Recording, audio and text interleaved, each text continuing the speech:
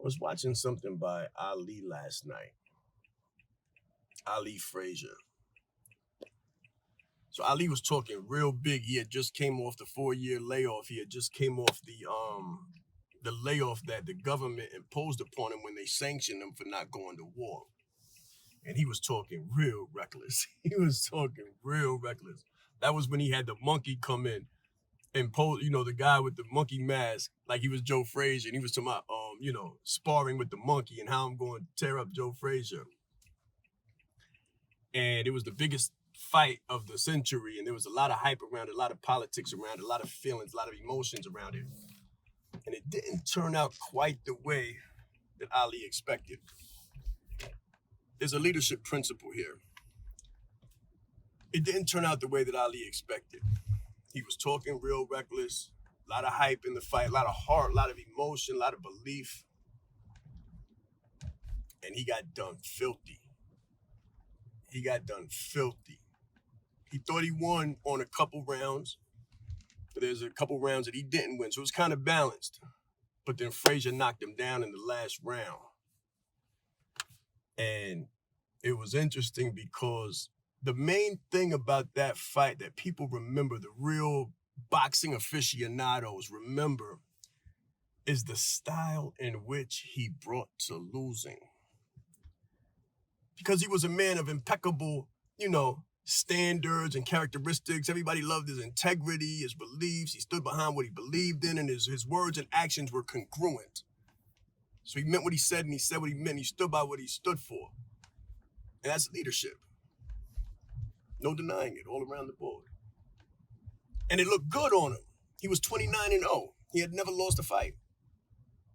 And that loss characterized his championship because he came out the next night, very next night he came out, and he had a jaw. His jaw looked about 4 times the size of his normal face. And everybody was joking on him. The world wanted him to lose. He had been talking for too long. He had cleaned up everybody. He had washed up everybody that came against him very definitively.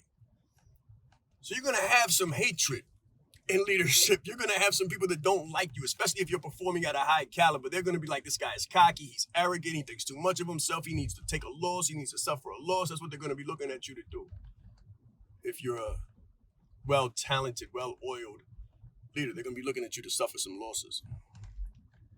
And Ali took a loss, and he took it with honor and dignity.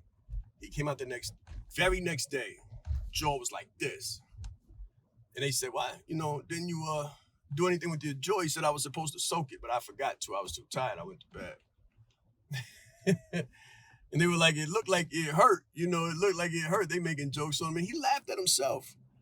That's what you have to be able to do in leadership. You have to be able to laugh at yourself. Don't take yourself too seriously, because that's going to be toxic.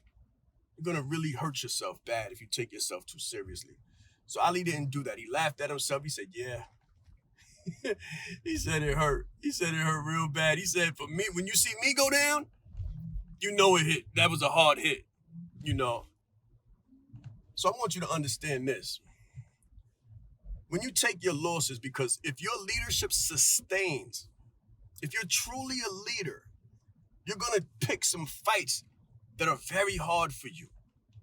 And some of them might send you to the canvas. You prove your leadership. Leadership is proven by the way you take your losses. It's easy to be on top. It's not hard at all to stay on top and stay winning and stay getting the money. And that sounds good, looks good. Keeping the company on top and being number one in the market.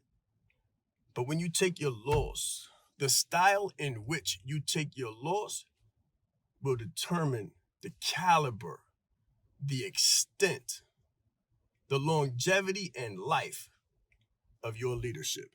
So be a real leader. And when you lose, don't cry about it.